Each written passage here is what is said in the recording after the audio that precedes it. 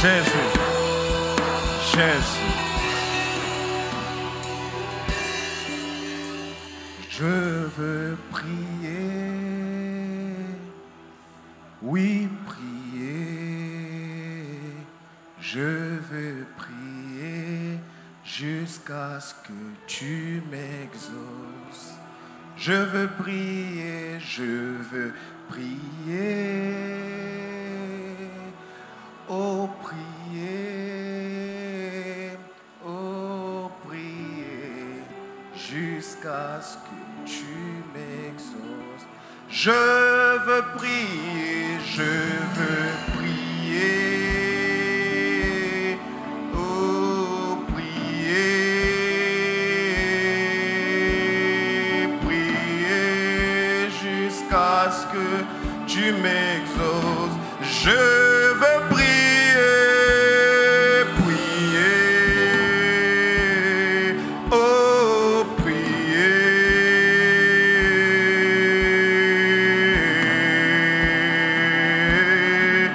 Yananana shababababa. Prier, prier, je veux prier. Prier, prier.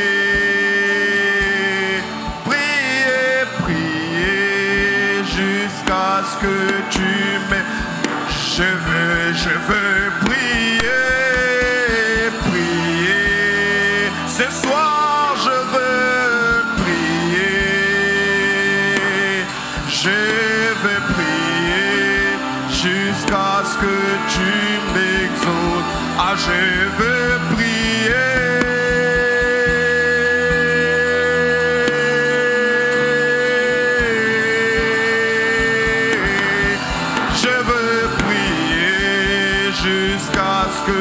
Tu m'exauces, je veux prier, je veux prier, prier, je veux prier, jusqu'à ce que tu m'exauces. Je veux prier ce soir, je veux prier.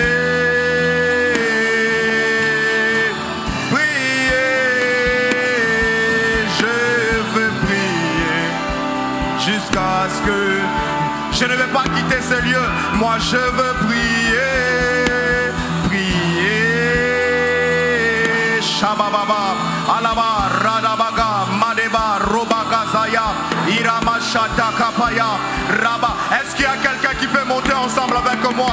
Moi je veux prier, prier, je veux prier. Oui, prier.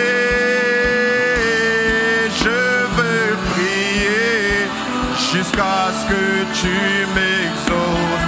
Madia Baraba Shata Kapaya Bababa Sapradaga.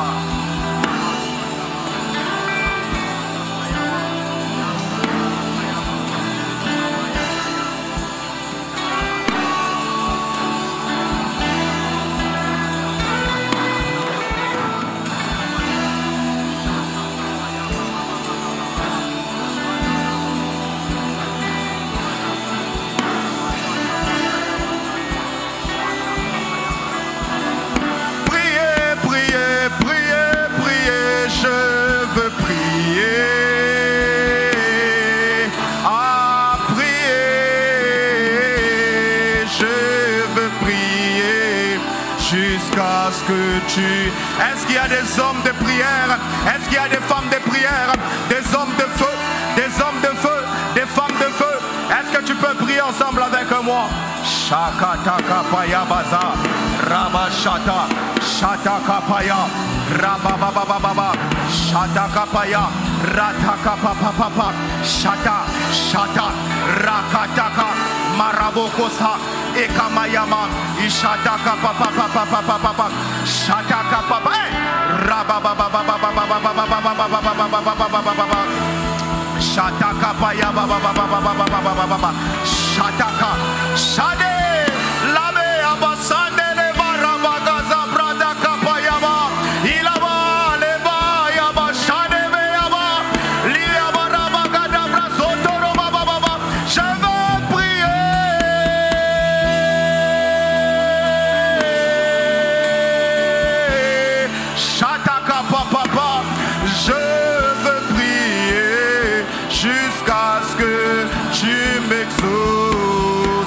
Je veux te chercher. Mon cœur te cherche. Mon âme te cherche. Mon âme te cherche chaque jour, matin, midi et soir. Je veux te rencontrer. Je veux te voir dans ma vie éternelle, Dieu. Je veux te rencontrer. Ce soir, c'est ton jour. Est-ce qu'il y a quelqu'un qui peut monter ensemble avec moi? Est-ce qu'il y a quelqu'un qui peut monter ensemble avec moi?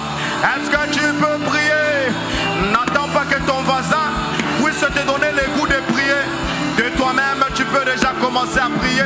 Shakatakapaya mazatakapaya bayaba. Shadaba.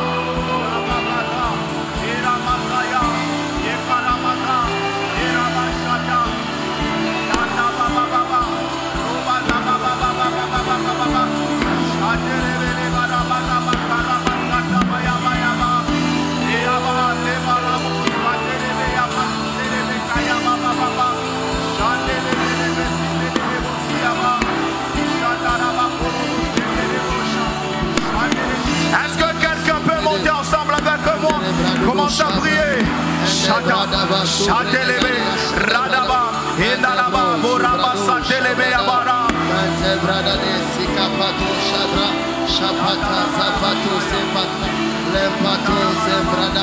Est-ce que tu peux monter ensemble avec moi? Cherche ton Dieu. Nous sommes là pour la prière. Cherche ton Dieu.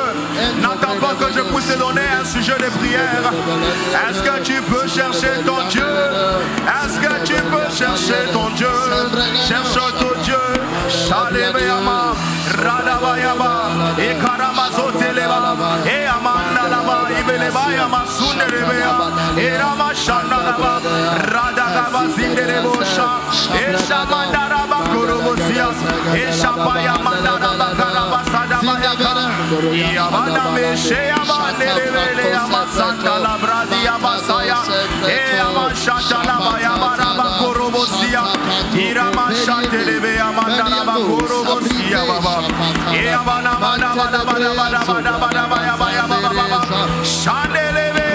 Saint-Esprit, nous t'accueillons. Saint-Esprit, nous t'honorons. Nous t'invitons, Seigneur. Prends la place du roi. Prends la place du roi. Prends la place du roi. Que l'atmosphère de ta gloire change en ces lieux. Shakatakapaya baba, Radabaya basatabaya, Shandalabakaya baya baba, Shatakapaya baba, Shandelebea baya baba.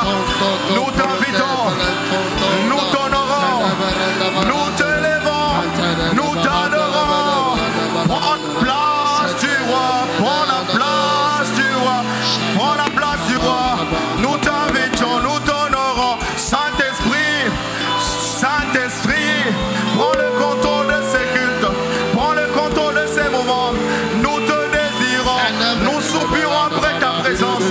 Oh Shabbat, les camarades s'endelebo, comme une biche soupire après le courant d'eau. Mon âme soupire après toi. Je te désire, je te veux. Prends le contrôle de ma vie, prends le contrôle de ces moments, prends le contrôle de mon esprit, de mon être, de mon corps, pour que toi seul, que tu sois le maître de chaque instant, le maître de chaque moment. C'est toi seul que nous voulons. Nous te désirons, Saint-Esprit. Ne laisse pas notre incapacité parler à notre place. Nous voulons que toi seul, le Dieu capable, le Dieu de toutes choses, que tu commences à agir et à s'y manifester au milieu de nous. Nous te le demandons, Seigneur Dieu de gloire.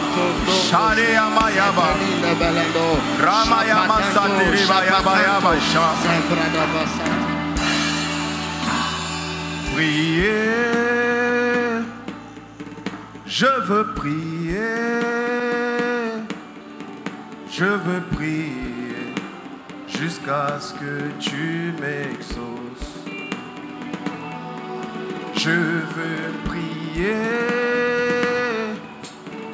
oui prier, je veux prier jusqu'à ce que tu m'exauces. Je veux prier,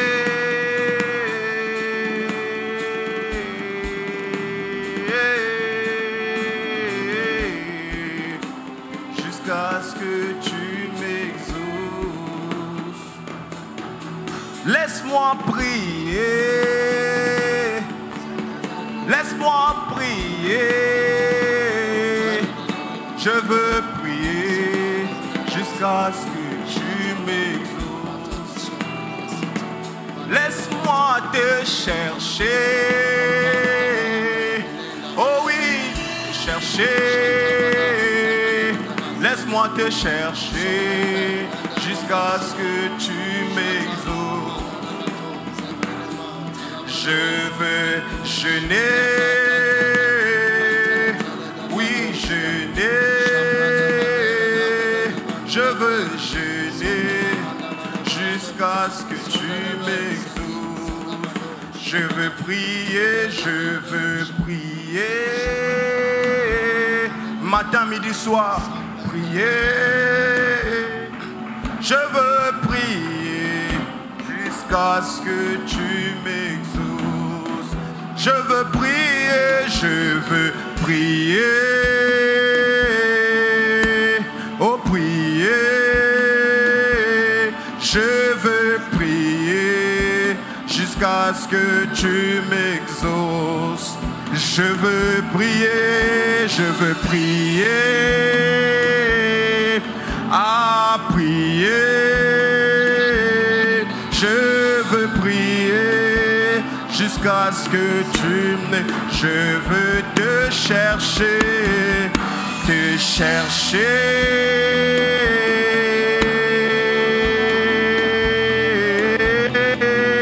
Te chercher jusqu'à ce que tu m'exauces. La Bible déclare, il est le rémunérateur de ceux qui le cherchent. Est-ce que quelqu'un peut chercher son Dieu? Est-ce que quelqu'un peut chercher son Dieu?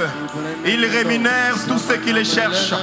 Plus tu le cherches, il est en train de te rémunérer. Plus tu le cherches, il est en train de te rémunérer. Plus tu le cherches, il est en train de te rémunérer. Est-ce qu'il y a quelqu'un qui peut chercher son Dieu? Pendant quelques minutes, est-ce que tu peux chercher ton Dieu?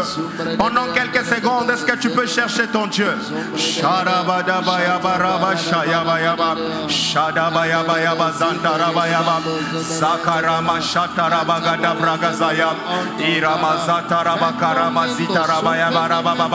Prends la position que tu sentiras que tu es confortable, mais cherche ton Dieu. Si c'est à genoux, si c'est en étant debout, si c'est en étant assis, si c'est en se couchant par terre, nous sommes libres dans la présence de Dieu. Là où il y a l'Esprit de Dieu, il y a la liberté. Tu as la liberté de chercher ton Dieu. Tu as la liberté de chercher ton Dieu. Seigneur Dieu, je viens te chercher. Qu'est-ce que tu dis pour ma vie? Qu'est-ce que tu dis pour ma famille? Qu'est-ce que tu dis pour ma destinée? Qu'est-ce que tu dis pour mes projets? Je suis là pour te chercher. Je suis là pour te chercher. Je suis là pour te chercher. Je suis là pour te chercher. Shagada, Ragada, Radaba, Sakata, Maraba, Shagada, Baya Kazava, Shataka, Papa, Papa, Rebayaba, Shatababa. Esprit de Dieu, Esprit de Dieu.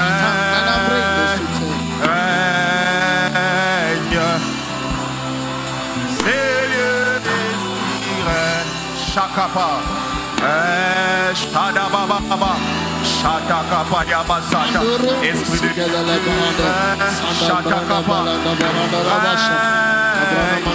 Shabagadaba. Est-ce que quelqu'un peut chercher Dieu? Je te donne 30 secondes, 30 secondes. Cherche ton Dieu. Shakataka papa, la kapaya basute kepaya, la pele matakuna basaya, Ishapaya, la kone matupa la matu fediapa, la rede ke matu se fadroya, la negemeneba, rabakatosa, apaladuse, shakata, shatakapa, ratakapa papa, la kude, la kusa, eshapa, rabakote kapaya basusa, la tile matu paraba, la tia matu falakuya, shatakapa papa, ratakapa papa. Est-ce que quelqu'un peut chercher son Dieu? Shatakapa papa, l'épéaba, la zoute, shata, ratapa, la koleba, la benama, ratakapa, ishapa, shatakapa, shatakapa papa. Esprit de Dieu, Esprit Est-ce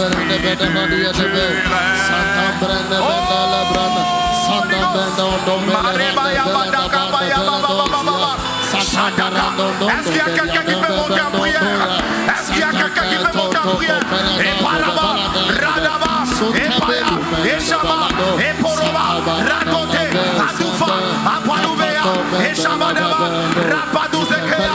Est-ce que tu peux prier, prier, prier, prier, prier, prier, prier, prier, prier, Shadaka papa papa, Rabadouze Kapalouva, la vie est paladova, la Keke Mazouza, Radaka Mazouza.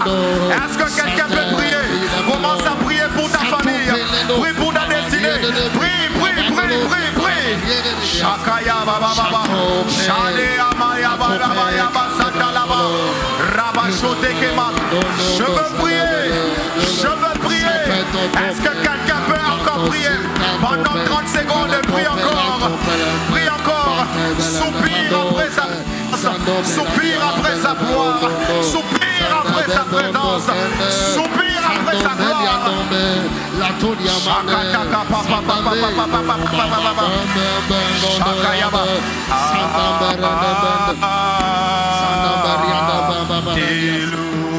Elohim Adonai.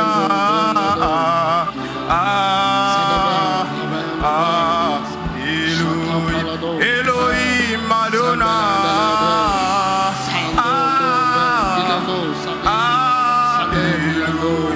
Elohim Nazobelelayo. Nazobelelayo. Elohim Nazobengayo.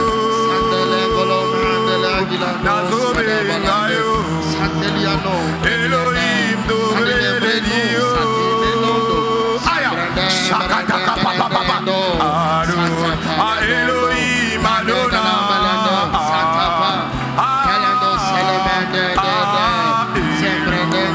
Elohim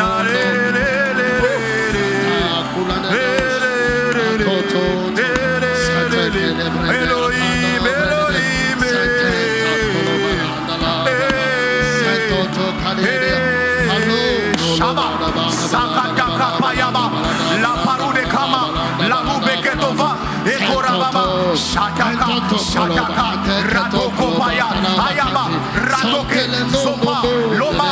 Est-ce que quelqu'un peut invoquer Elohim Adonai, qui descend en ces lieux, qui descend en ces lieux? Shataka Papa Papa Papa, Elohim Adonai.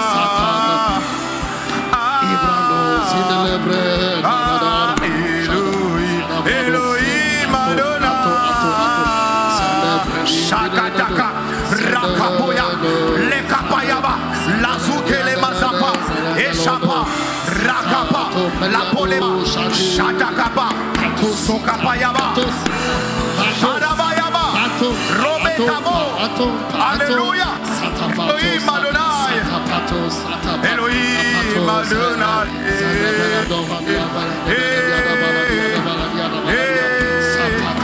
Shaka, Shaka, la Pole, la Moussa, Rapatouze, Afelema, Ratopelema, Apolema, Akoutelebe, la Oustepa, Chapaya, Araba. Sous cette atmosphère de la prière, nous invitons que sa gloire et que son règne soient au milieu de nous. Shaka Papa, Shaka Papa.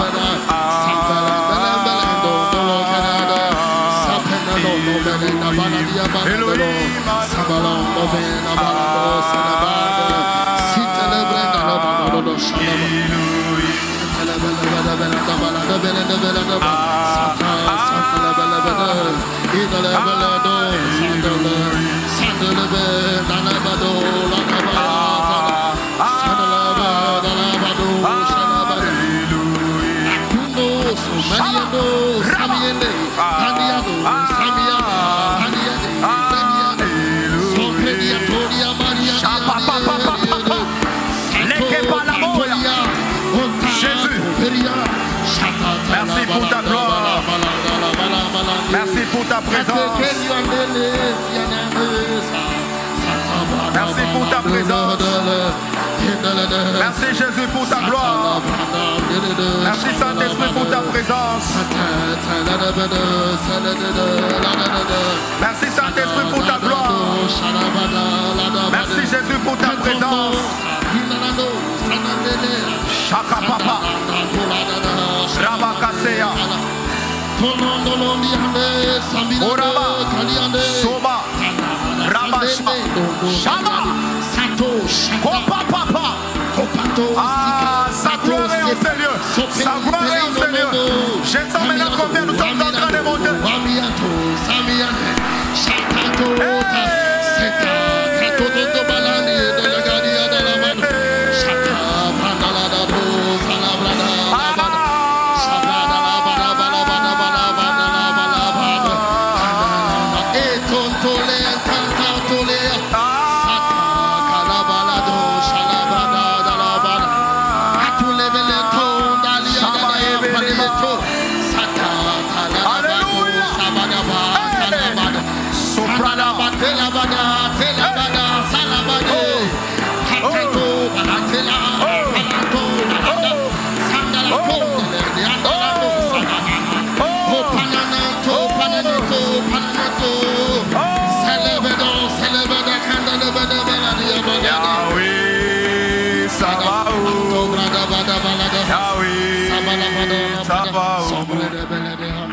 Ah oui, ça va où? Yahweh, ça va où? Yahweh, Yahweh, Yahweh, Yahweh, Yahweh, ça va où? Yahweh, ça va où?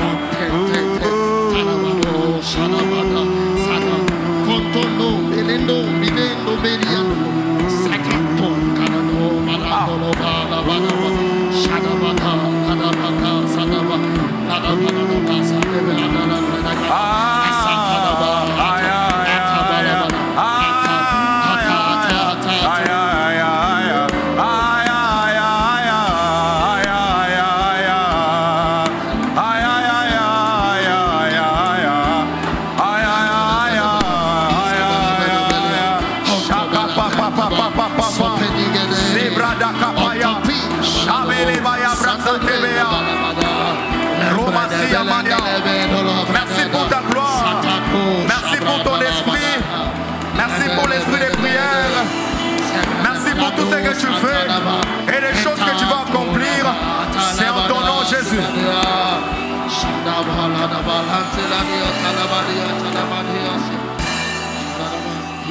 Merci Saint-Esprit pour ta présence. Merci pour ta gloire. Merci pour ton esprit au milieu de nous. Prends le contrôle de chaque moment. Prends le contrôle de chaque instant. Nous te prions, Seigneur Dieu, qu'en quittant ces lieux, que chacun de nous puisse recevoir pas ce que nous on veut, mais ce que toi tu veux. Et accomplir ces choses en notre faveur. Fais le Seigneur Dieu de gloire. Dans le nom de Jésus, nous avons ainsi prié. Amen. Est-ce que quelqu'un peut acclamer très fort pour notre Dieu? Est-ce que quelqu'un peut acclamer très fort pour notre Dieu?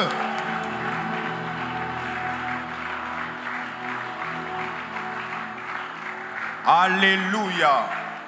Alléluia. Permettez-moi de vous apporter la parole. Je vous en prie de vous asseoir. Permettez-moi de vous apporter la parole pendant quelques minutes et nous allons nous replonger dans la prière. Alléluia. Je tiens à dire merci premièrement en signe de reconnaissance à notre Père, l'apôtre Lévi Kongolo. Je dis merci pour la marque de confiance. Lui qui nous a encore une fois renouvelé sa confiance pour que nous puissions nous tenir devant vous ce soir. En deuxième lieu, je tiens à dire merci au pasteur Grâce, pasteur résident, pour la marque de confiance et l'amour manifesté en notre personne. Et aussi au collège pastoral, aux anciens, je dis merci pour cette marque de considération. Alors, depuis le dimanche, nous avons commencé à partager la parole de Dieu autour d'un merveilleux thème un thème qui nous a tellement plongé dans la prière. Et il m'a été demandé ce soir de continuer toujours avec le même esprit, la même pensée de ce thème. Et je vais juste apporter quelque chose par rapport à ces grands thèmes. Et ensemble, nous allons nous replonger dans la prière. Notre texte de base, c'est Tite, chapitre 2, épître de Paul à Tite, chapitre 2, les versets 11 et le verset 12. La Bible déclare « Car la grâce de Dieu, source des saluts pour tous les hommes, a été manifestée. Elle nous enseigne à renoncer à l'impiété et aux convoitises mondaines et à vivre dans le siècle présent selon la sagesse, la justice et la piété. » Et le dimanche passé, mon sous-thème, c'est tout simplement ce que la grâce nous apprend. Le dimanche passé, le pasteur Grâce nous a expliqué en long et en large autour de ces merveilleux passages, ces merveilleux thèmes. Et il nous a fait comprendre le rôle ou l'objectif que la grâce peut manifester ou peut jouer sur la vie de quelqu'un, un enfant de Dieu, un chrétien. Et il nous a dit, je vais revenir juste sur quelques points qu'il a relevés, qu'il a soulevés. La première des choses, il nous a dit que la grâce, c'était tout simplement une faveur non méritée. La grâce, c'est une faveur qu'on ne mérite pas. C'est quelque chose qui vient sur nos vies, pas parce qu'on mérite, mais tout simplement parce que Dieu le veut, dans sa souveraineté, de faire grâce à qui il veut. Et j'ai trouvé un merveilleux thème autour de la grâce, et plutôt une définition aussi autour de la grâce. Et j'ai beaucoup aimé cette définition. La définition dit ceci: la grâce, c'est un cadeau offert librement, sans attente d'un retour. Et ces cadeaux révèlent la profondeur de l'amour de Dieu, ainsi que sa miséricorde. Dieu, quand il fait grâce à quelqu'un, il le fait juste par amour et par sa miséricorde. On ne mérite pas de bénéficier de la grâce de Dieu, mais c'est tout simplement par amour et par miséricorde qu'il nous fait grâce. Alléluia. Et le passage que nous venons de lire, vous allez voir que la grâce, lorsqu'elle vient sur la vie de quelqu'un, pratiquement ça a plusieurs objectifs, mais ces passages relèvent tout simplement certains, je peux dire, des objectifs qui sont un peu principaux. Et la Bible déclare que lorsque la grâce est sur nous, elle nous enseigne premièrement à renoncer à certaines choses. Et le pasteur Grâce est allé en long et en large autour de ça, à renoncer premièrement à l'impiété, mais aussi à la convoitise. Mais j'aime la suite aussi. Et c'est ce que moi je vais beaucoup plus toucher. La Bible déclare que le passage nous dit que la grâce nous enseigne à renoncer à l'impiété et aux convoitises mondaines, virgule, et la même grâce nous enseigne à vivre dans le siècle présent selon la sagesse, la justice et la piété. Est-ce que quelqu'un est avec moi?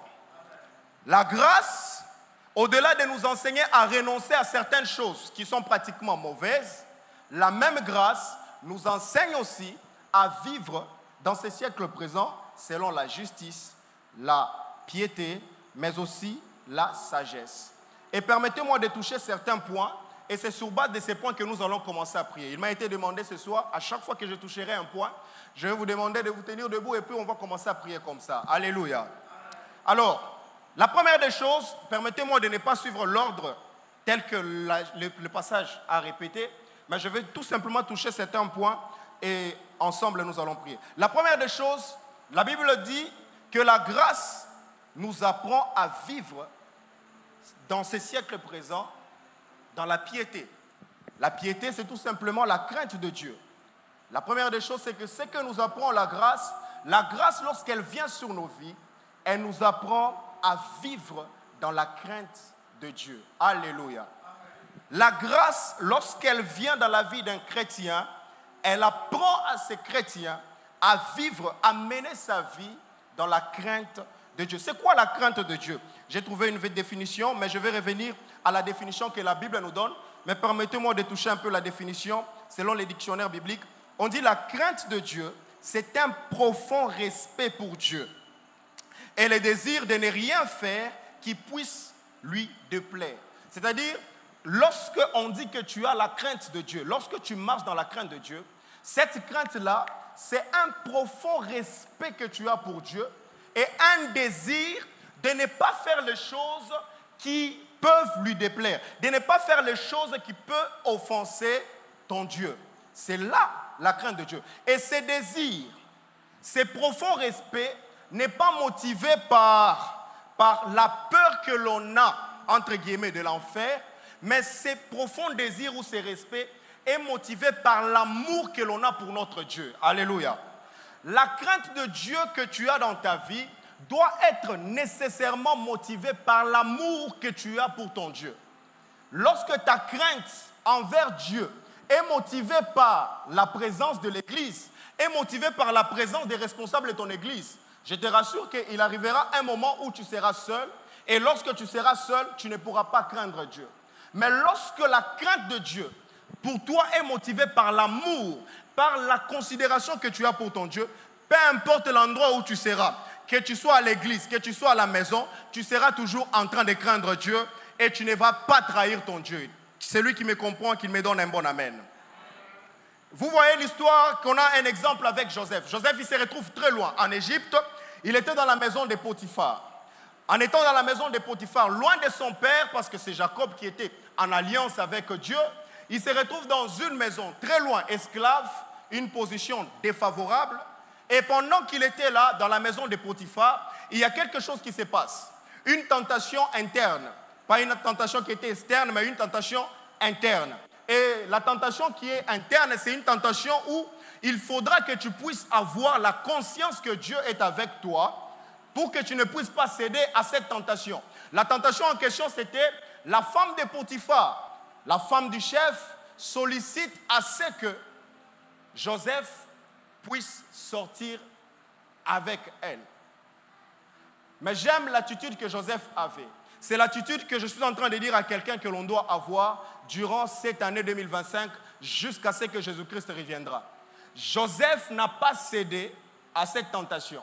Joseph n'a pas tenu compte des bénéfices qui sont attachés à ce que la femme de Potiphar était en train de le proposer, mais il avait conscience et sa crainte envers son Dieu était motivée par l'amour et l'attachement qu'il avait avec son Dieu, et il n'a pas en tout cas permis à ce que cette tentation puisse prendre le dessus sur lui. Je suis en train de prier pendant que nous serons en train de prier que la grâce de Dieu nous donne la capacité de craindre Dieu, quelles que soient les circonstances, quel que soit le temps, quel que soit le milieu où on va se retrouver. Si tu me comprends, donne-moi un bon amen. Dans Proverbes chapitre 8, le verset 13, c'est là que je commence maintenant à entrer dans mon thème et nous allons prier. La Bible déclare, c'est la définition même de la crainte de Dieu. La crainte de Dieu, virgule, c'est la haine du mal. La crainte de Dieu, c'est la haine du mal. Tu ne peux pas dire que tu marches dans la crainte de Dieu sans pour autant la haine du mal. Il faudra que nous puissions arriver dans ces niveaux-là, dans la dimension où la crainte de Dieu dans nos vies nous pousse à haïr tout ce qui est mal. Alléluia. La crainte de Dieu, c'est la haine du mal. Un chrétien qui s'habitue ou qui prend plaisir au mal, ces chrétiens-là, il faut faire attention, il ne vit plus dans la crainte de Dieu. Parce que la vraie crainte de Dieu, la Bible souligne que c'est la haine du mal. Tu dois arriver à un niveau où tu dois haïr le mal. Arriver à un niveau où tu dois détester le mal. C'est lorsque nous atteignons ces niveaux-là que nous pouvons dire que nous marchons effectivement dans la crainte avec Dieu. Et la première des choses que nous devons haïr, j'ai souligné, c'est l'arrogance et l'orgueil. Dis avec moi, arrogance et orgueil. Pourquoi je parle de l'arrogance et l'orgueil? Parce que généralement, nous les chrétiens, si je demande à quelqu'un ici, est-ce que tu étais dans une boîte de nuit? Il te dira, ça fait longtemps. Depuis que je me suis converti, je ne suis plus allé dans une boîte de nuit. Si je disais à quelqu'un, est-ce que tu es tombé dans l'impudicité? Il te dira que non, en tout cas, moi, je vis en tout cas dans la sanctification. Si je demandais à quelqu'un, est-ce que tu as volé l'argent de quelqu'un? Il te dira non, en tout cas, moi, je n'ai pas volé. D'ailleurs, je ne vole pas. Et vous voyez, tellement que nous sommes concentrés juste à une partie, une facette de ce que nous appelons la vie chrétienne, on oublie certaines choses qui se sont infiltrées dans nos vies, de sorte que ça nous affaiblit à l'intérieur. Alléluia. Lorsque je parle de l'orgueil et de l'arrogance, quand j'écrivais ça, je me disais, lorsque je parle de l'orgueil et de l'arrogance, on a toujours tendance, quand on parle de tels messages, on a toujours tendance comme si on prêchait ton voisin. Quand je parle de l'orgueil et de l'arrogance, déjà dans ton esprit, tu t'imagines, ah, souvent c'est tel frère qui est vraiment orgueilleux. Souvent c'est telle sœur qui est vraiment arrogante. Écoutez-moi. Ce message, ça me concerne moi d'abord en premier. Je ne sais pas ce qu'il y en a de toi. Ce message me concerne d'abord moi en premier. À chaque fois que nous écrivons un message, dans mon école du ministère, il m'a été dit que 90% de ton message te concerne d'abord toi. L'arrogance et l'orgueil. Ce sont des choses qui se sont infiltrées dans la vie des chrétiens. Et ça nous affaiblit de l'intérieur. Où on n'arrive plus à avoir de l'impact dans cette génération. L'arrogance et l'orgueil. L'orgueil, nous le cachons plutôt en disant que j'ai une forte personnalité. J'ai un caractère tellement fort. Moi, on ne peut pas prendre le dessus sur moi. Moi, on ne peut pas me dire quelque chose. On ne peut pas me dire une vérité. Et sans pour autant le savoir, c'est un orgueil qui est masqué. C'est un orgueil qui est masqué. Je sais que ce soir, je n'aurai pas beaucoup d'amen, mais je vais quand même prêcher. J'ai l'autorisation du pasteur Grace, je vais prêcher. Alors, c'est un orgueil qui est masqué. Un orgueil qui est masqué où on se dit, moi en tout cas, personne ne peut me parler comme ça. Personne ne peut me dire telle chose. Moi, j'ai une forte personnalité, j'ai un fort caractère. Une question que je te pose, comment réagis-tu lorsque, en face de toi, tu as quelqu'un qui contredit tout ce que tu es en train de dire?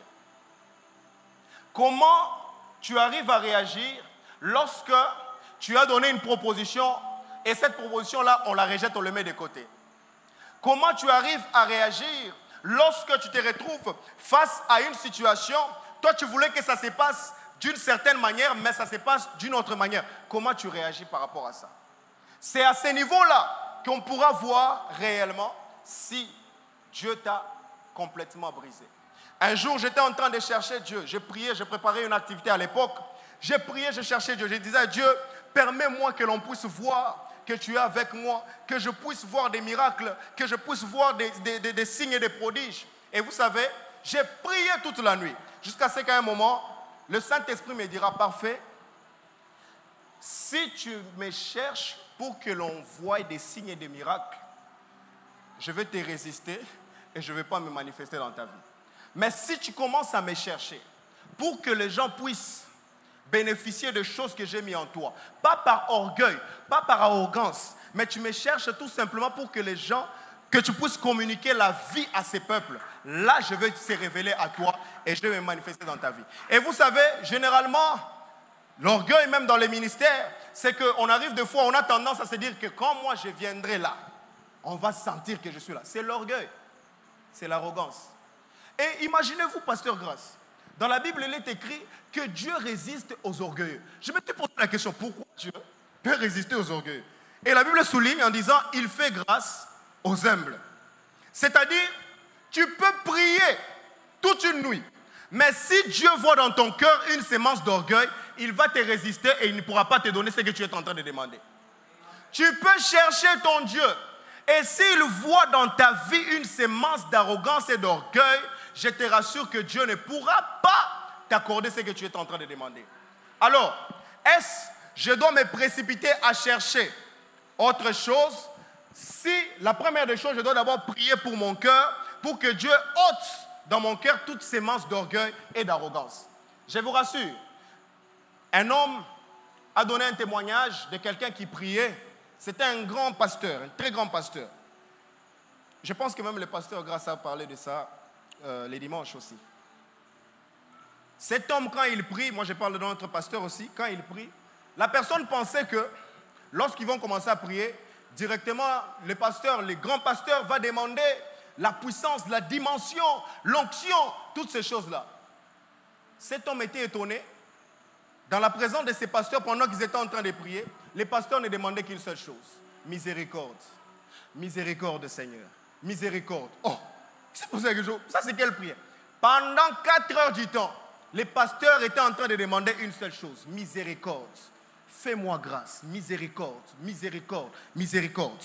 Et quand vous regardez les résultats que ces pasteurs ont dans son ministère, vous allez vous rendre compte que ces pasteurs ne cessent pas de travailler dans son cœur toutes ces semences d'orgueil et d'arrogance. J'ai pris au nom de Jésus-Christ que Dieu commence à enlever dans nos cœurs toutes ces semences d'orgueil et d'arrogance.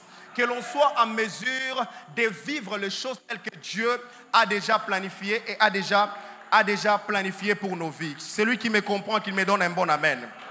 Philippiens chapitre 2, le verset 3 au verset 4. Écoutez ce que Paul est en train de dire et nous allons prier. Ne faites rien par esprit de parti ou par vaine gloire, mais que l'humilité vous fasse regarder les autres comme étant au-dessus de vous-même. Que chacun de vous, au lieu de considérer ses propres intérêts, considère aussi ceux des autres. L'Église commence à se fragiliser lorsque l'on commence à avoir l'esprit des partis. On commence à avoir des vaines gloires, où les gens commencent à s'identifier à une seule personne. Où les gens, à la place de s'identifier à la communauté, à la place de s'identifier à l'Église, commencent à s'identifier à la personne. Lorsque tu commences à t'identifier à la personne, tu es en train de fragiliser l'Église. Et quand tu fragilises l'Église, c'est une sémence de l'orgueil qui est en toi. Aujourd'hui, je n'aurai pas d'amen.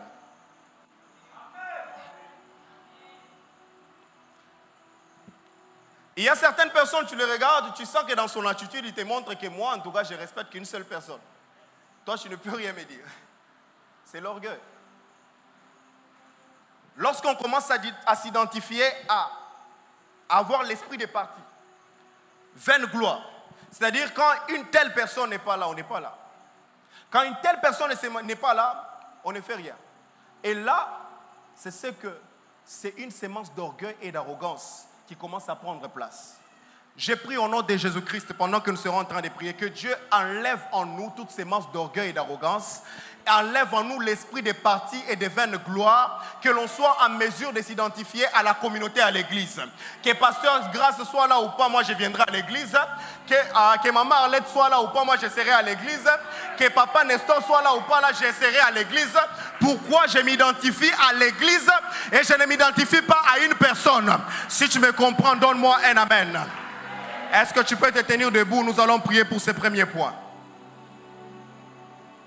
Nous allons prier pour ce premier point. Tu vas prier ensemble avec moi. Tu vas dire à Dieu. Vous savez, ce qui est avec l'orgueil, sans pour autant se rendre compte, tu ne pourras pas te rendre compte, mais tu sentiras qu'en toi, il y a une sémence d'orgueil. Ce soir, nous allons faire des prières avec des choses qui sont tellement basiques pour la vie chrétienne. Pendant 1 minute, tu vas prier ensemble avec moi. Tu vas dire à Dieu, Seigneur Dieu, la Bible est écrit que tu résistes aux orgueilleux et tu fais grâce aux humbles. Fais de mon cœur un homme humble, que je sois en mesure de vivre l'humilité en toutes choses, partout où je serai et dans tout ce que je ferai. Est-ce que quelqu'un peut élever sa voix? Pendant 1 minute, commence à prier ensemble avec moi. Quelqu'un peut m'accompagner au micro avec la prière? Est-ce que tu peux prier pendant 1 minute? Dis à Dieu, enlève en moi l'orgueil, enlève en moi l'arrogance. Je pense que je suis humble, mais je pense que je suis humble, non. On verra que tu es humble lorsque, alléluia, c'est certaines circonstances qui nous révèlent que nous sommes orgueilleux. C'est dans certaines circonstances qu'on se rend compte que nous sommes arrogants. Est-ce que tu peux dire à Dieu, brise mon cœur? Brise mon cœur, brise-moi, enlève dans mon cœur toutes ces choses pour que je ne sois pas arrogant, que je ne sois pas orgueilleux. Je veux vivre la crainte de Dieu. Je veux vivre complètement la crainte de Dieu. Je ne veux pas que je sois un homme orgueilleux. Je ne veux pas que je sois un homme arrogant. Brise encore mon cœur. Change mon cœur. Brise, brise. Circoncis mon cœur, Seigneur. Je ne veux pas être orgueilleux, est-ce que tu peux prier? Même quand tu me donnerais des commence à prier. Commence à prier pendant 1 minute. Il te reste 30 secondes. 30 secondes. Dis à Dieu, enlève à moi l'orgueil. La Bible déclare, humiliez-vous donc sous la puissante main de Dieu et il vous élèvera au temps convenable. Est-ce que Ezana Moutoumora je comprends maintenant pourquoi mon mariage est en train de traîner. J'ai prié pour autre chose alors que toi c'était mon cœur d'abord. Il se disait que ton cœur est encore orgueilleux et que si tu entrais dans la famille, tu risques de détruire la belle famille. Tu risques de diviser la belle famille. Est-ce que quelqu'un peut travailler son cœur? Est-ce que quelqu'un peut travailler son cœur? Dis à Dieu, change mon cœur. Papa, Naza ignorant. Je suis ignorant. Peut-être en moi, j'ai encore l'orgueil et l'arrogance. Pardonne mon cœur, Seigneur. Mon cœur qui n'est pas humble. C'est pourquoi tu me résistes. C'est pourquoi mes prières ne sont pas exaucées. Parce que tu connais l'état de mon cœur. Tu connais l'état de mon cœur. C'est pourquoi mes prières sont odieux résistées. J'ai prié, Seigneur. La grâce de Dieu nous apprend à vivre dans la crainte de Dieu. La crainte de Dieu, c'est l'humilité. C'est l'humilité. L'homme ensemble, un cœur humble comme Jésus. Un cœur humble égal à toi. Mais il ne s'est pas regardé égal à toi. Il était comme toi, il ne s'est pas regardé égal à toi. Il s'est dépouillé de la gloire qu'il avait. Il est monté à la croix. Je veux, Seigneur, me dépouiller de la gloire. Alléluia. Dans le nom de Jésus. Dans 1 Pierre chapitre 5, le verset 6, il est écrit: humiliez-vous donc sous la puissante main de Dieu, afin qu'il vous élève au temps convenable. Dieu ne peut que élever les hommes qui sont humbles. Yes. Les personnes qui s'humilient sous la main puissante de Dieu. Tu acceptes les brisements de Dieu. Tu acceptes l'école de Dieu. Ça fait mal, mais tu acceptes. Tu dis: Dieu, j'accepte ça. C'est autant convenable que Dieu va t'élever. J'ai prié au nom de Jésus-Christ à toutes les personnes qui se sont humiliées sous la puissante main de Dieu, que Dieu commence à vous élever au temps convenable. Que Dieu vous élève au temps convenable. Que Dieu vous élève au temps convenable. Par le nom de Jésus-Christ, nous avons ainsi prié. Amen. Vous pouvez répondre vos places. Le deuxième point, c'est que lorsque on dit que nous vivons dans la crainte de Dieu, nous devons haïr non pas seulement l'arrogance et l'orgueil, nous devons aussi haïr la voix du mal. La voix du mal. La voix du mal que je suis en train de parler, ce n'est pas la voix, mais c'est la voix avec E à la fin. Le chemin, la voix du mal. Tu ne peux pas dire que tu vis dans la crainte de Dieu sans pour autant haïr la voie qui mène au mal. C'est impossible. Le psaume chapitre 1er. Celui qui a sa Bible lit avec moi juste le verset 1er. Écoutez ce que la Bible déclare. La Bible déclare: heureux l'homme qui ne marche pas selon les conseils de méchants, qui ne s'arrête pas sur la voie des pécheurs, virgule, et qui ne s'assit pas en compagnie de moqueurs. Si vous remarquez ensemble avec moi, vous allez voir qu'il y a trois verbes qui est en train, le premier verbe, le deuxième verbe et le troisième verbe, vous allez voir que c'est quelque chose qui est progressif. La Bible déclare: heureux l'homme qui ne marche pas selon les conseils de méchants, virgule, qui ne s'arrête pas. Après avoir marché, il y a une autre tentation, c'est de s'arrêter. Et s'arrêter où? Sur la voie des méchants, des pécheurs plutôt. Et la dernière des choses, lorsqu'il s'arrête, il fait quoi? Il s'assit en compagnie des moqueurs. Tu ne peux pas dire que tu vis dans la crainte de Dieu sans pour autant haïr la voie qui mène au mal. Lorsque vous lisez bien ces passages, vous allez vous rendre compte que le péché, c'est quelque chose qui vient progressivement. La séduction dans le péché, ce n'est pas en un jour que quelqu'un tombe. Hein? Alléluia. L'homme ne tombe pas au même jour. À chaque fois que vous allez voir quelqu'un tomber, rassurez-vous que c'est tout simplement l'ensemble de plusieurs actions qui ont été mises en place pour amener les résultats de sa chute. Le diable, il peut préparer ta chute en 2040, mais il commence à les préparer aujourd'hui en 2025. Lorsque vous voyez un pneu s'éclater pendant que le chauffeur est en train de conduire, ce n'est pas que c'est le jour-là que le pneu a eu un souci. Non. C'est-à-dire que c'est depuis très longtemps que ce pneu avait un souci, mais le chauffeur n'avait pas pris conscience que le pneu avait un souci. Et le jour où il a vu ce qui se passe, éclatement ou explosion du pneu, c'est là qu'il se rend compte qu'il y a un problème. La chute ne commence pas le même jour où tu tombes. La chute commence plusieurs jours avant que tu tombes. L'homme, la Bible dit, heureux l'homme qui ne marche pas. Après avoir marché, la Bible dit qu'il ne s'arrête pas. Après avoir s'arrêté, la Bible dit qu'il ne s'assit pas en compagnie des moqueurs. Avec le péché, on n'est pas professionnel. Hein? Avec le péché, on n'est pas professionnel. Le péché va te prendre petit à petit jusqu'à ce qu'à un moment, tu te sentiras pouf, tu ne pourras plus t'en sortir. C'est lui qui me donne un amen, je continue. Un jour, tu peux sortir avec les amis. J'ai toujours dit ça à quelqu'un, je lui ai dit, bon, nous autres là, on nous a même donné des noms au travail, que Bino Pena, Moussa Lesili, Mbalamoko Piu, ok église. Vie n'a tellement simple. Je lui ai dit, je préfère avoir une vie simple et vivre avec mon Dieu dans la paix qu'avoir une vie qui est tellement compliquée et ne pas vivre en paix avec Dieu. Vous savez comment le péché, ça nous séduit? Un jour, on va t'inviter, tu te retrouves dans un milieu païen. Et ce jour-là, tu feras quoi? Tu vas résister quand même. Tu te dis que non, j'ai résisté, non? Tu es là. On te dit non, viens t'asseoir avec nous. Toi, tu ne vas pas prendre l'alcool. Tu seras juste avec nous. Et quand tu t'arrêtes là, qu'est-ce qui se passe? Ton ami appelle sa copine. Il est marié, mais il appelle sa copine. L'autre aussi appelle sa copine. Et toi, tu es là. Tu prends ton sucré. Le premier jour. Le deuxième jour, c'est là, ce n'est plus marché, maintenant ça s'est arrêté. Le même passage. Là, maintenant, tu t'arrêtes, tu dis que bon, j'ai résisté le premier jour. Le deuxième jour, je peux aussi le faire. Et là, tu arrives le deuxième jour, tu fais la même chose. Le troisième jour, tu penses que tu es fort, alors que le diable est en train de planifier petit à petit pour chercher comment t'avoir. Le troisième jour, c'est un de tes amis qui te dira, ah, yopé.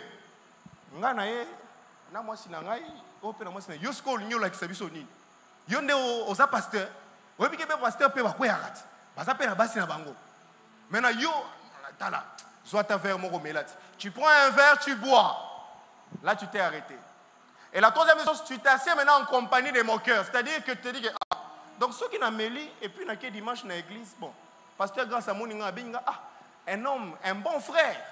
Ces frères vraiment craignent Dieu. L'apparence commence à te tromper.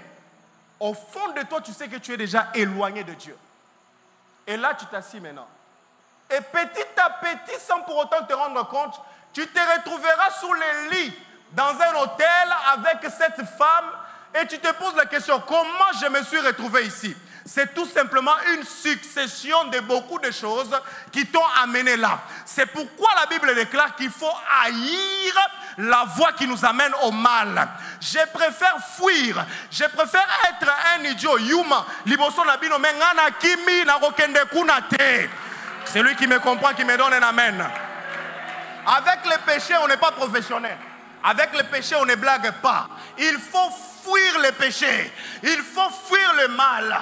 Oh non, tu vois que là-bas, ça commence à aller. Il faut fuir. Tu pars à toi sans pour autant se laisser emporter par cette chose. Est-ce que quelqu'un peut se tenir debout ensemble avec moi? Nous allons prier pour que Dieu dirige nos pas, pour que l'on ne puisse jamais se retrouver avec les méchants, que nos pas ne puissent jamais être dans les lieux impurs, que nos pas ne puissent jamais se retrouver dans des endroits où, en compagnie des moqueurs, que nos pas ne puissent jamais se retrouver assis et tu commences même à défendre les péchés. Oh, ça l'appelle ma bé, oso défendre en haut.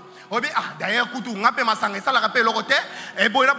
on va dire à Dieu que ce soir, que Dieu enlève en nous, qu'il nous donne la haine du mal, la haine du péché, et que l'on ne puisse pas nous voir dans les milieux de mon cœur en compagnie des pécheurs et des méchants. Est-ce que quelqu'un peut élever sa voix pendant 30 secondes?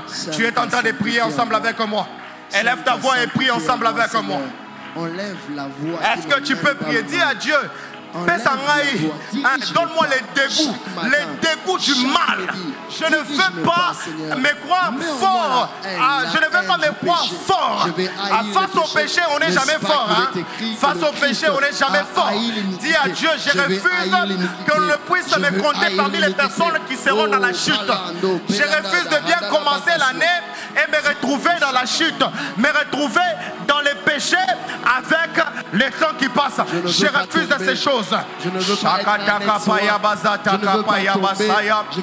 que quelqu'un peut prier? Des choses que nous sommes en train de faire sont des prières basiques. Des prières qui nous ont gardés pendant très longtemps dans la vie chrétienne. Ce sont de telles prières. Alléluia. Seigneur Dieu, donne-moi la haine de haïr la voix du mal. Là où on parle en mal des autres. Là où on parle, où le péché est devenu une vie normale. Je refuse à ces endroits. Je refuse à de telles compagnies. Je refuse à de telles compagnies. Je ne veux pas me retrouver dans des compagnies de méchants. Des personnes qui trompent leurs femmes et sans avoir de remords. Des personnes qui volent l'argent sans avoir de remords. Des personnes qui mettent des poisons aux autres et ils sont là normal. Je refuse. Je refuse. Je refuse. Je refuse à cela. Les marabazata kapayabasa yabayakande. Oh,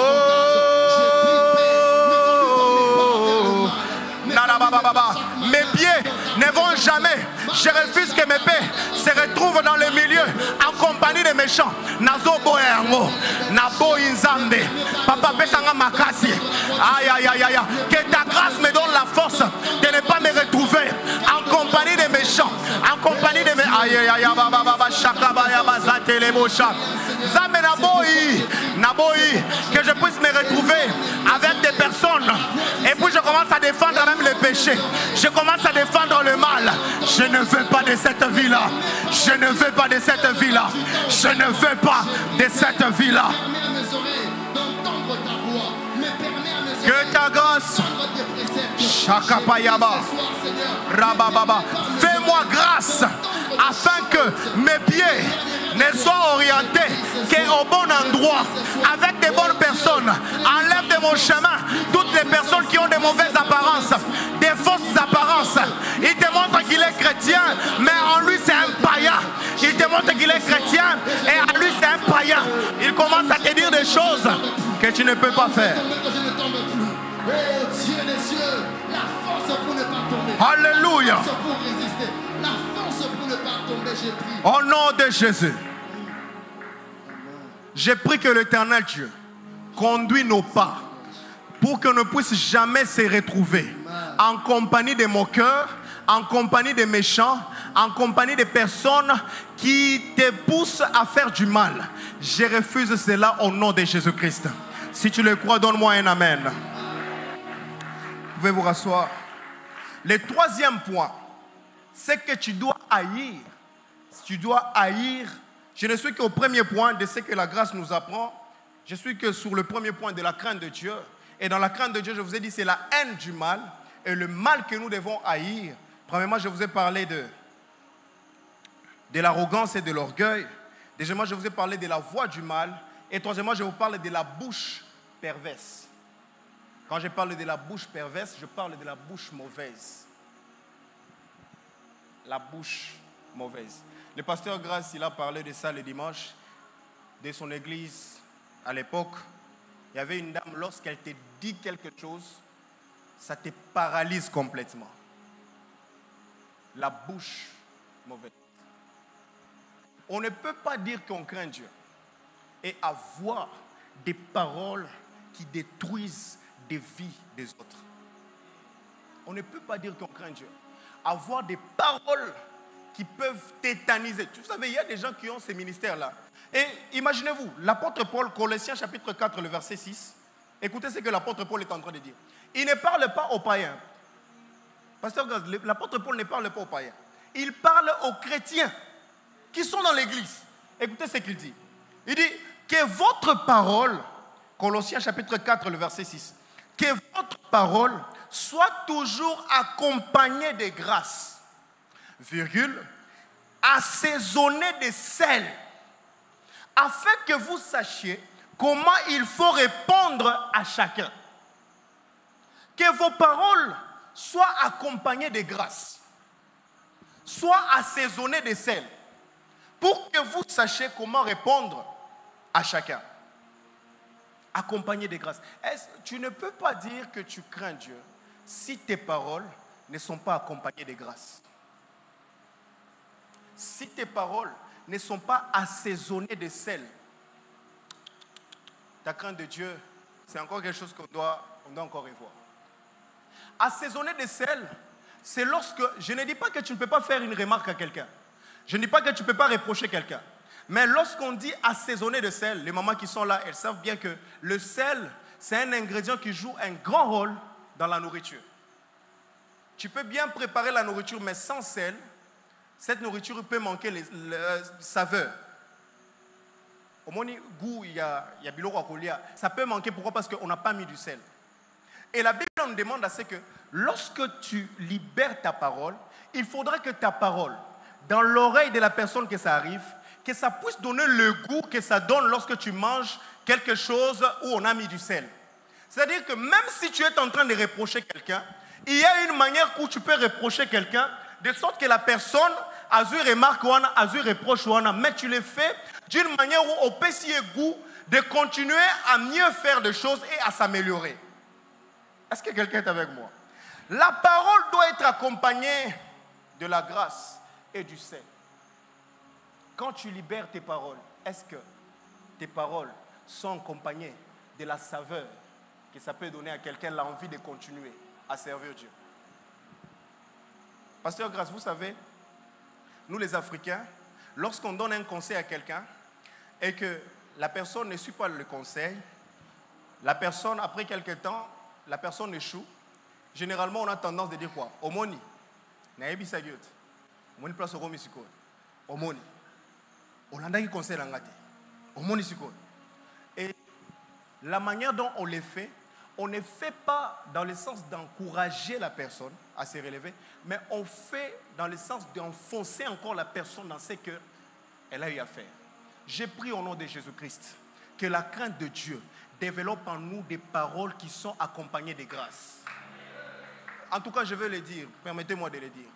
Moi, chaque fois que le pasteur Grâce me reproche, Ozoeba, tu sais qu'il est en train de te reprocher, mais la manière dont il est en train d'emballer ça, ça ne va pas t'offenser.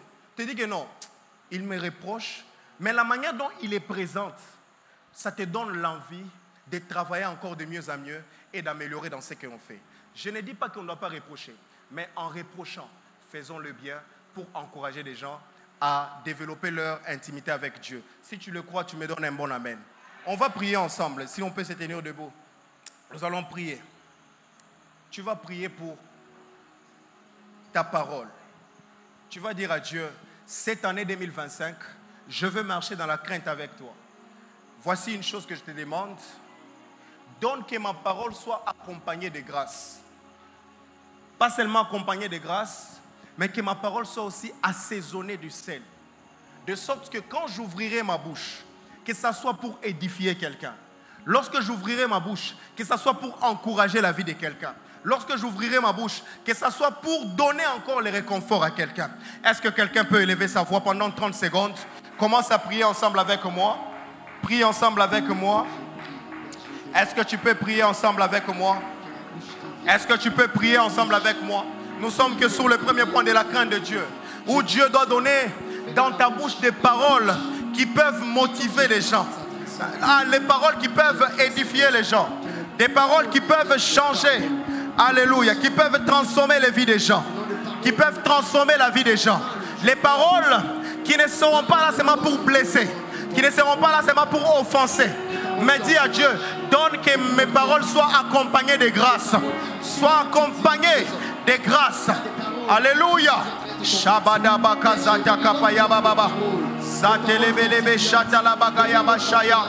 Que mes paroles soient accompagnées de grâce. Aïe aïe aïe aïe aïe.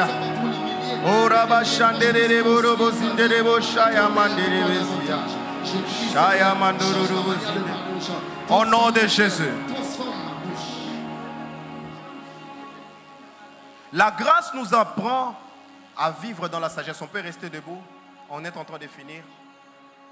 Ésaïe chapitre 11, le verset 2. L'esprit de l'Éternel reposera sur lui. 2 points. L'esprit de sagesse et d'intelligence. Esprit de conseil et de force. Esprit de connaissance et de crainte de l'Éternel. Ça, c'est le deuxième point. Je suis maintenant dans le deuxième point. C'est que la grâce nous apprend. La grâce nous apprend à vivre dans la sagesse. L'Esprit de l'Éternel, lorsqu'il repose sur toi, la Bible décrit le Saint-Esprit comme étant l'Esprit de sagesse. Tu ne peux pas vivre dans la communion avec le Saint-Esprit sans pour autant avoir la sagesse. C'est inconcevable. Lorsque tu as le Saint-Esprit dans ta vie, la première des choses que l'on doit remarquer, c'est la sagesse dans tes actes, dans tes paroles, dans tes actions, dans tout ce que tu fais. Tu vas prier ensemble avec moi. Tu vas dire à Dieu que ton Esprit Saint me donne à développer encore la sagesse que j'ai. Communique-moi la sagesse de la vie chrétienne pour que je sois en mesure de vivre une meilleure vie chrétienne. Est-ce que tu peux élever ta voix et prier ensemble avec moi? Je demande en cette soirée. Prie encore ensemble avec moi. La sagesse qu'il faut, Seigneur. N'est-ce pas qu'il est écrit que Jésus grandissait en grâce, en stature et en sagesse? J'ai prié, Seigneur, que je puisse. Est-ce que tu peux prier? Il me reste 3 minutes.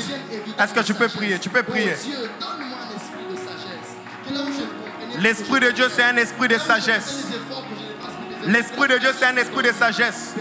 Je refuse d'être un chrétien qui n'est pas sage. Je veux avoir la sagesse. C'est la grâce de Dieu qui nous enseigne à vivre selon la sagesse dans les siècles présents. La sagesse dans chaque domaine de ma vie, dans ma famille, la sagesse. En réglant le conflit, ta sagesse, Seigneur. Je veux ta sagesse, Seigneur. Pour diriger, il faut la sagesse. Pour être un bon leader, il faut la sagesse. Je demande la sagesse, Seigneur. Au nom de Jésus.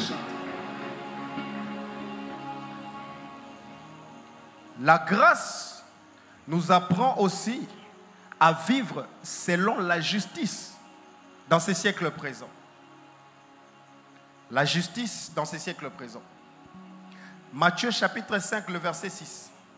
Jésus, au commencement de son ministère, après avoir, Matthieu chapitre 4, il est passé par les eaux des baptêmes, reçu un témoignage de son Père. Chapitre 5, il commence son ministère. Et quand il commence le ministère, pour les gens qui lisent la Bible, on parle des béatitudes. Il commence à parler sur les béatitudes. Ce sont les premières choses qu'il commence à parler en rapport avec son ministère. Écoutez ce qu'il dit. Il dit au verset 6, « Heureux ceux qui ont faim et soif de la justice, car ils seront rassasiés. » J'ai posé la question au Saint-Esprit, pourquoi Jésus peut parler de la faim et de la soif dans ce qui concerne la justice? Pourquoi il n'a pas dit heureux ceux qui recherchent la justice? Pourquoi il n'a pas dit heureux ceux qui sont en train de lutter pour la justice? Mais il dit heureux ceux qui ont faim et soif de la justice, car ils seront rassasiés. Écoutez-moi, je finis par là. La faim et la soif, ce sont les états, les besoins vitaux. Aujourd'hui, j'ai faim et j'ai soif. Demain, j'aurai encore faim, j'aurai encore soif. Le lendemain, j'aurai encore faim, j'aurai encore soif. C'est que le Seigneur voulait nous dire par ces passages. Il voulait tout simplement nous faire comprendre que on n'est pas juste seulement pour un seul jour. On est juste jusqu'à ce qu'il reviendra pour venir nous récupérer et nous amener au ciel avec lui. Tu me donnes un amen, je commence à dire quelque chose. C'est-à-dire quoi? C'est-à-dire ceci. Aussi longtemps que tu as faim et tu as soif et tu as besoin de manger et de boire, c'est de la même manière que tu dois avoir faim et soif de la justice à chaque jour, à chaque instant de ta vie, jusqu'à ce que Jésus reviendra pour nous prendre.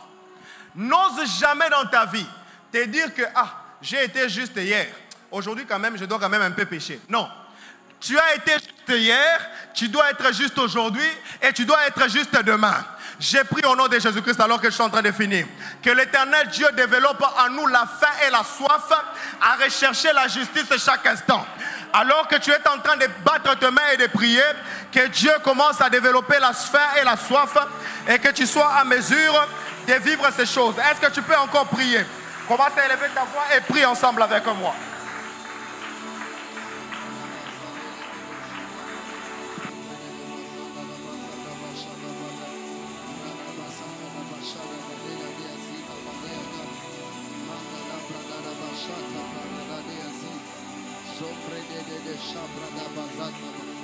Ele brege de zita kadobra de azeta kosh. Mate le brada gedoski palada.